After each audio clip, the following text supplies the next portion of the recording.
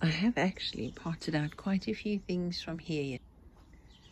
I still have broccoli and spinach to plant out. I have one cosmos plant that survived. The lupins are surviving, but they will stay in here until next year. There's leeks still getting ready to go out for the winter. My new lavender seeds have sprouted and growing nicely. And one of the birds had planted an acorn in the garden. Thank you, birds.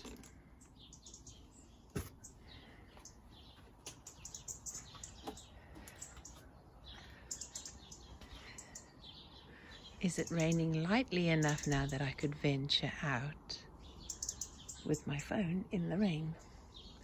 Look at the poppies over there. So pretty. It sprang up in the bed and I left it. These tomatoes are getting little flowers.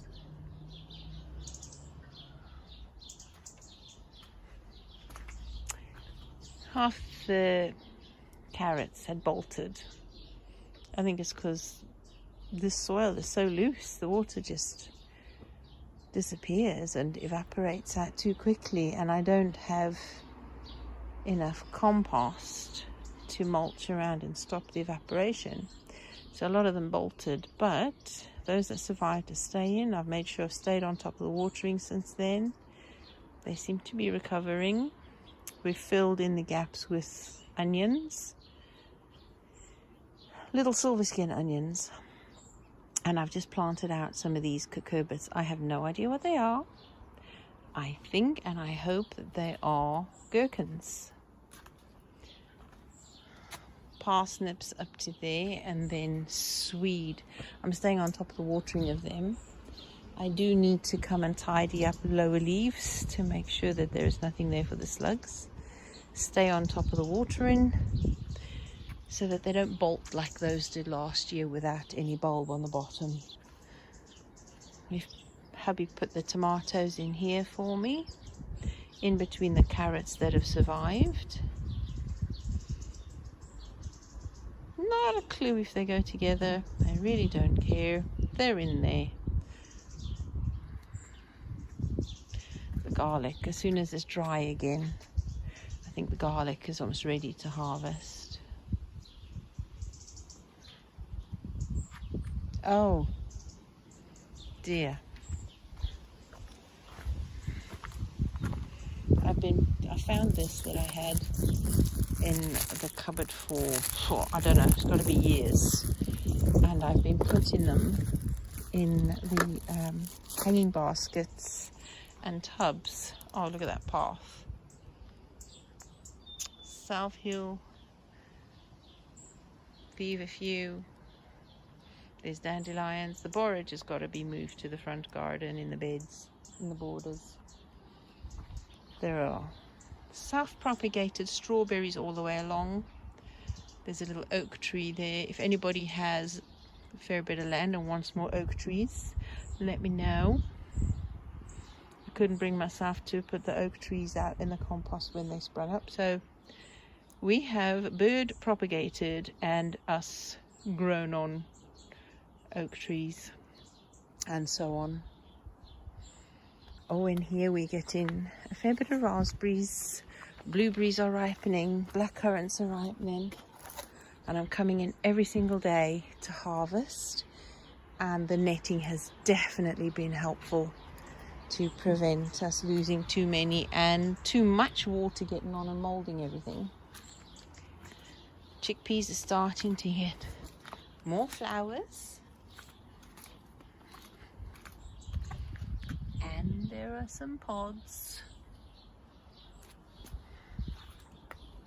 Horseradish has recovered. All sorts happening. I've put a tomato in that tub with the snapdragons or antirrhinum. I've put some beans, purple podded climbing beans, in that hanging basket, so hopefully they'll grow soon and just spill over the edges like a trailing plant. Hopefully that'll help keep them safe from slugs for a bit. That's the only ones I had. I had 5 plants that survived. Let's hope they survive being put into the hanging basket. The bench I've taken out of the pergola, the veranda. Put it here to make room for laundry and the bicycle after repair. I have put more of the cucurbits in there. I am presuming, I have no idea what they are. I know I sowed some South African gem squash. I have sown some melon seeds. I have no idea which one. I know that there's one honeydew melon seed that germinated. It's a very small plant. It doesn't seem to be very happy. Oh, it's raining. I better get out of the rain. I really, really love my front garden. That turned out to be privet, not buxus. That is why it has not been attacked by the box hedge moth. Look at that hydrangea. Massive, but it is falling over. I am harvesting a bunch of the flowers for indoors in a vase frequently, every few days, for fresh cut flowers. The valerian, proper valerian, has been so pretty, so stunning against that rambling rose, the pink and the feathery white flowers from the valerian. The perfume on the valerian is absolutely stunning, but they're going over now and starting to form seed heads. There has been valerian self-seeding everywhere, so I will deliberately keep some seeds. I will let one stalk get some seeds. The rest is the flower heads are going to be chopped before they ripen, because the valerian is just spread all over, and it's quite a big plant. So yes, that one, once that's finished, I will harvest the roots and put them away, and maybe a herbalist somewhere would want some. But it's not one I would like to use myself, not having enough experience and knowledge of the topic, except for the basics of the safe things to use. I think that is one that needs expert, prudent and wise use. The bird seed we put out, a couple of them have sprouted, so I don't know if that's oats or wheat, but yeah, we have, I think it's wheat. Wheat growing in the front garden. I love the relaxed, sprawling, soft edges, the cottage garden feel, with all the lower plants, the slightly taller plants, the shrubs, the tree shrubs, the wisteria,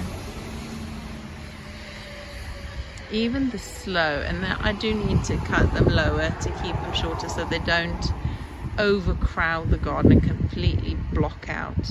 Oh, I'm getting wet. They don't completely block out the light from the floor of the cottage / forest garden. And I say forest garden as in forest garden layers. Oh, I don't know if you can see it over there.